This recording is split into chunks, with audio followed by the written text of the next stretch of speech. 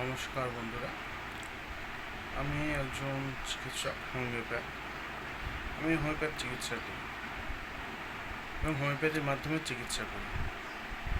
আজকালকার লোকেদের কয়েকটা পেশেন্ট আসে বা কিছু কিছু লোক আসে, কথা এমনভাবে বলে যেন ওরা সব জানে।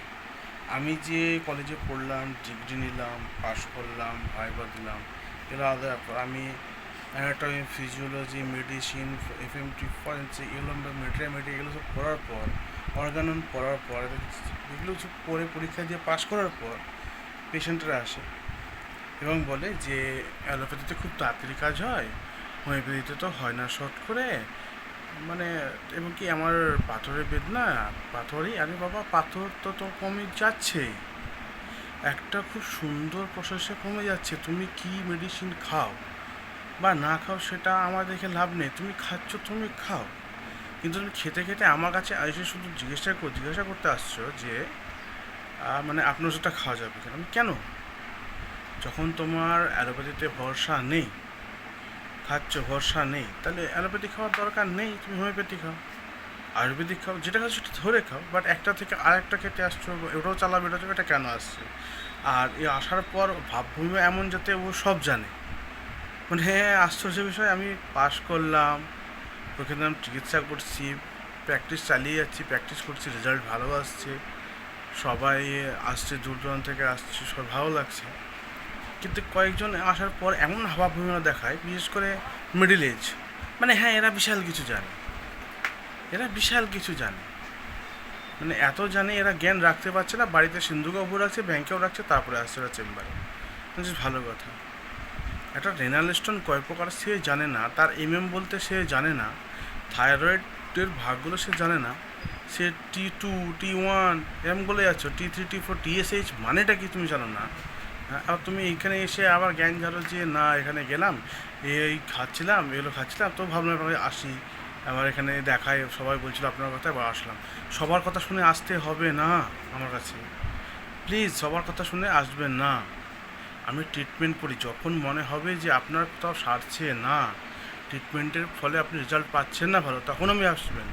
কারো কথায় যে ওই দোকানের মুড়ি ভাজা ভালো, চপ ভাজা ভালো, আমি এলাম খেতে, এটা সেই জায়গা নয়, আপনাদের বলে রাখি, সেই জায়গা নয় এটা।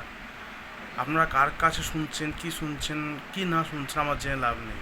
কারো কথা শুনে এখানে এসে আমার টাইম লস করবেন না প্লিজ, কারণ আমি আমি একজন ডাক্তার, আমি বলতে পারি না, আমার প্রচুর রাগ হয়, কিন্তু কন্ট্রোল করি সেই সময়টা, ঠিক আছে। কিন্তু কিছু কিছু কথা মানে কন্ট্রোলের বাইরে চলে যায়, তবুও কন্ট্রোল করার চেষ্টা করি, কিছু বলে না, যেহেতু আমরা যে ব্যাধিতে আছি আমাদের উচিত নয়, ঠিক আছে। মানুষকে রক্ত দেওয়ার সময় কোনো লোক পাওয়া যায় না, কিন্তু মানুষের ডাক্তার মারার সময় অনেক লোক পাওয়া যায়, এটা বাস্তব, ঠিক আছে।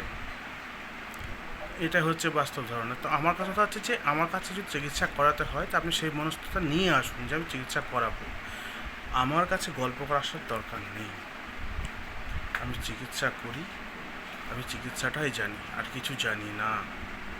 আপনি কাদের কাছ থেকে কথা শুনে আসছেন আপনারা আমি জানি না, প্লিজ আপনারা এইভাবে এসে আমার সময় নষ্ট করবেন না, এবং বিশেষ করে আমার মন মেজাজটা একদম খারাপ করবেন না। আমি হয়তো আপনাদের কিছু বলতে পারি না, ভদ্রতার খাতিরে বা ভদ্রতা দেখিয়ে যাচ্ছি, কিন্তু এটা খুব বাজে লাগে আমার, ঠিক আছে, প্রচুর বাজে লাগে। আমি ট্রিটমেন্টটাই করতে জানি, আর কিছু জানি না, ঠিক আছে। এরপরে আর কোনো কথা বলতে আসাটা ঠিক নয়, ঠিক আছে। আপনার যদি ইচ্ছে হয় আপনি আসুন, কিন্তু কারোর কথা শুনে এসে পেশেন্টের ভিড়ের মাঝে আপনি এসে বকবেন আধ ঘন্টা, আমার পক্ষে সম্ভব নয় আপনাকে সময় দেওয়া।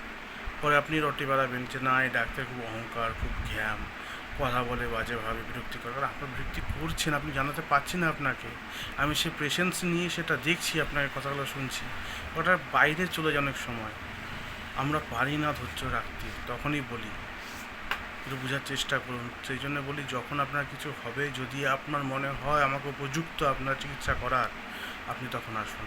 তাছাড়া কারো কথা শুনে এসে আপনি প্লিজ আমার সময়টা এবং আমার দিনটা খারাপ করবেন না। বিশেষ করে আমাদের শান্ত মাথায় চিকিৎসা করতে হয়, অনেক কিছু ভাবতে হয়, অনেক সিমটম দেখতে হয়, সেটা শুধু শুধু এসে আমাদের ডিস্টার্ব করবে না প্লিজ, এটা রিকোয়েস্ট সকলকে।